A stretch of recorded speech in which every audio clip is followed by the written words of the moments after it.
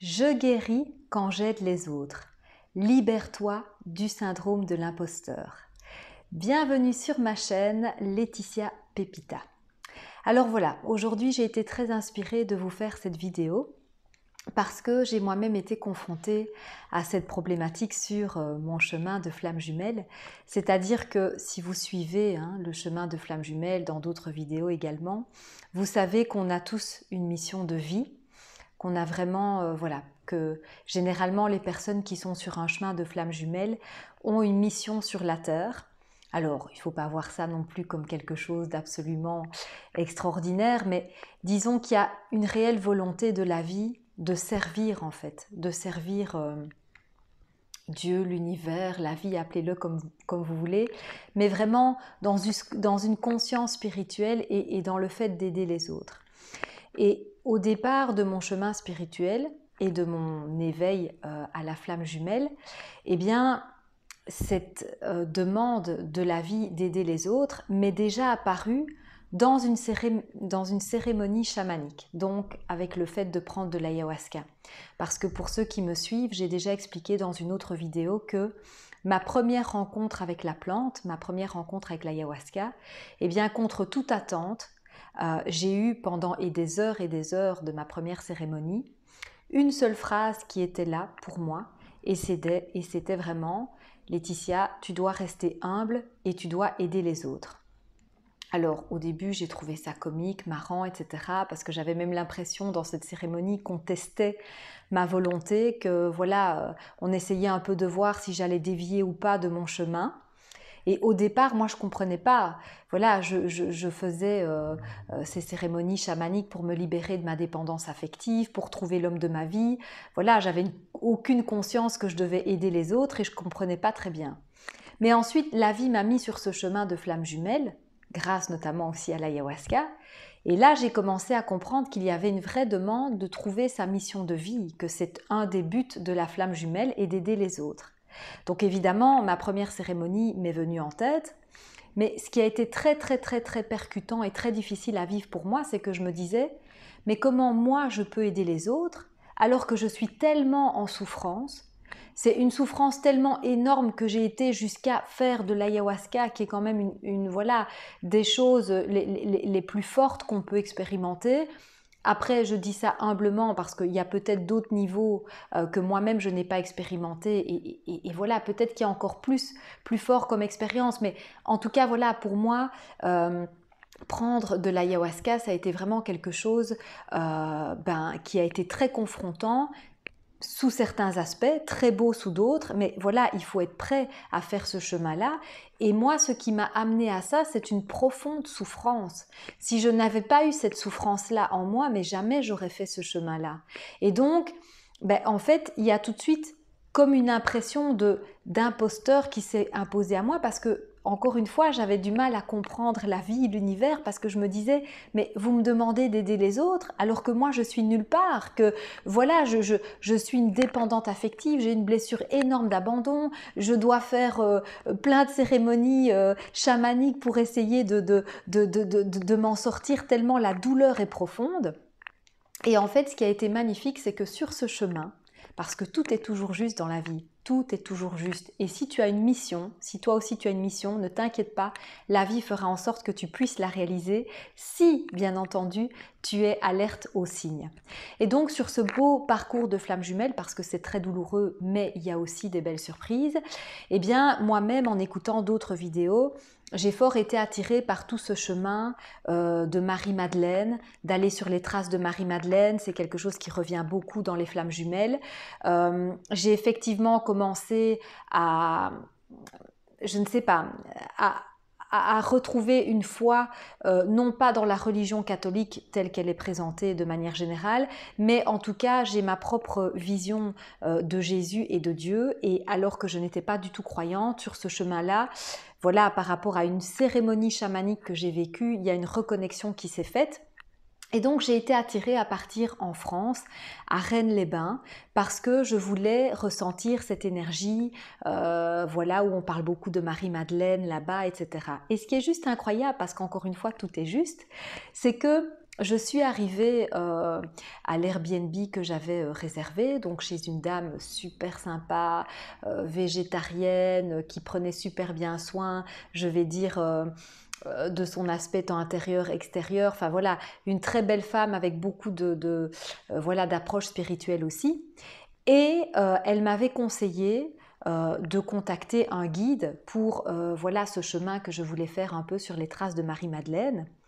Et ce guide, c'est juste incroyable parce que, voilà, premièrement, c'est un peu comme si lui-même, il avait un peu un don de voir les choses et il m'avait dit, Laetitia, tu aideras plein de gens.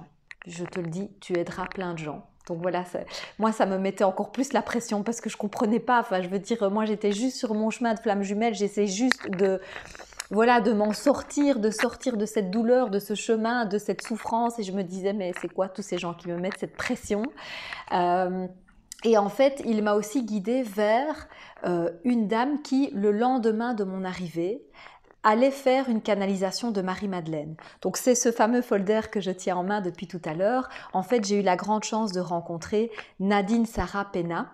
Donc je vous mettrai ses coordonnées dans la description. Et donc en fait c'est une dame qui notamment, elle ne fait pas que ça, hein, mais qui notamment canalise des messages de Marie-Madeleine.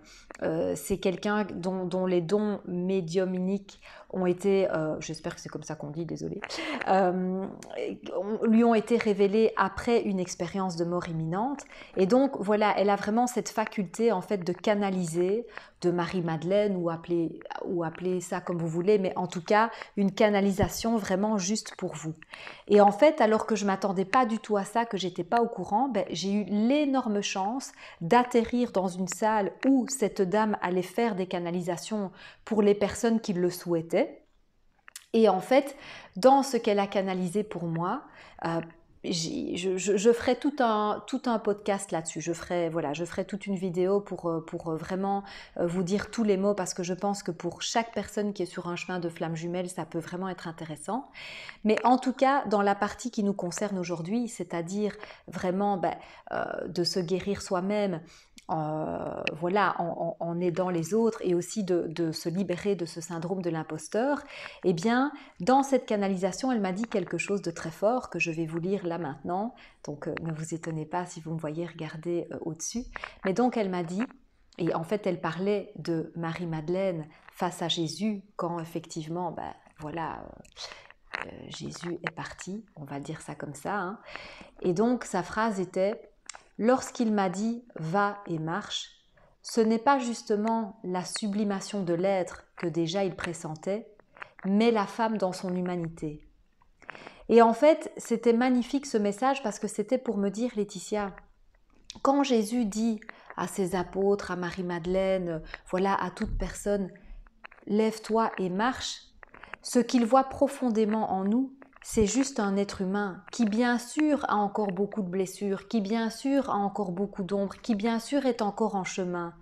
Et pourtant, avec l'aide de l'univers, de la vie, de Dieu, appelez ça comme vous voulez, qui a aussi toutes les ressources pour aider les autres. Et en fait, moi, ça m'a énormément libérée parce que j'ai compris à ce moment-là que je n'avais pas besoin d'être guérie complètement pour pouvoir moi-même apporter ma contribution, pour pouvoir tendre une main et aider les autres.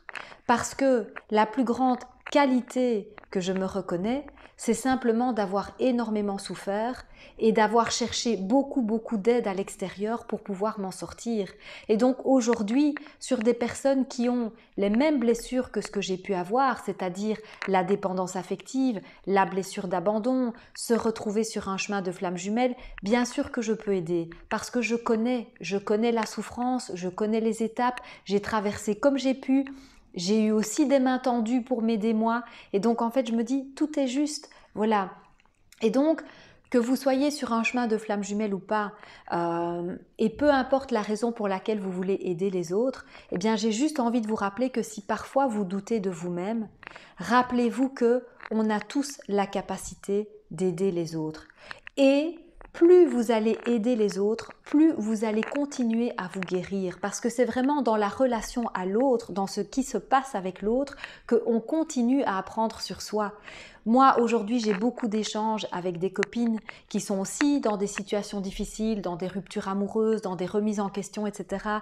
Et je me rends compte que je leur fais beaucoup de bien en communiquant avec elles sur mon parcours, sur ce qui m'a aidée, mais elles me font énormément de bien parce que par rapport à leurs questionnements, par rapport à des situations dont elles me parlent, etc., eh bien, je continue moi-même dans mon propre parcours à me remettre en question, à parfois penser à des choses auxquelles je n'avais pas pensé avant, à faire des recherches sur des choses que je n'avais pas spécialement cherchées avant. Et c'est ça qui est génial, c'est qu'en fait, voilà, dans un autre aspect de ma vie, pour tout vous dire, je suis formatrice et donc je me rends compte que c'est le même principe. Quand on est formateur, quand on a l'intention de former les autres, c'est aussi une forme d'aide. Et plus vous allez aider les autres dans un domaine, c'est vrai que vous maîtrisez par l'expérience, parce que c'est quelque chose que vous avez fait longtemps. Voilà, moi pour faire le parallèle, j'ai longtemps été dans de la dépendance affective, une blessure d'abandon, etc. Donc bien sûr que je connais, j'ai l'expertise du domaine. Mais le truc, c'est qu'en plus je vais chercher à aider les autres, plus je vais moi-même continuer à me former, à me poser des questions, à faire des recherches, à aller plus loin dans mon domaine, tout comme dans mon rôle de formatrice, c'est ce que je fais au quotidien, parce que les gens, évidemment, me challengent, parce qu'ils ont des questions, parce que mon expertise, même si elle est bonne, s'arrête quand même, parce que je suis un être humain et que bien sûr, il y a des choses que je dois encore connaître. Mais donc, vous voyez, c'est ça qui est génial, c'est que votre expérience peut vous amener à aider les autres et le fait d'aider les autres peut continuer à vous faire vous améliorer vous-même et à guérir vous-même aussi.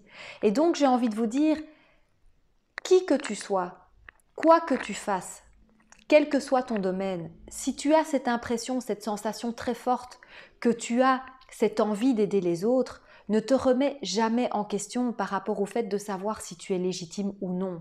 Commence à le faire, démarre quelque part et entends bien que tu n'as pas besoin d'être guéri ou d'être 100% parfait pour pouvoir aider l'autre. Parce que l'aide à l'autre, c'est surtout et profondément partager ton ressenti, partager ton vécu, donner des clés qui t'ont aidé et surtout principalement être dans l'authenticité, dans la vérité et dans l'empathie. Voilà, c'est tout le mal que je te souhaite et j'espère pour toi que tu continueras à aider les autres et à te guérir toi-même. Bisous!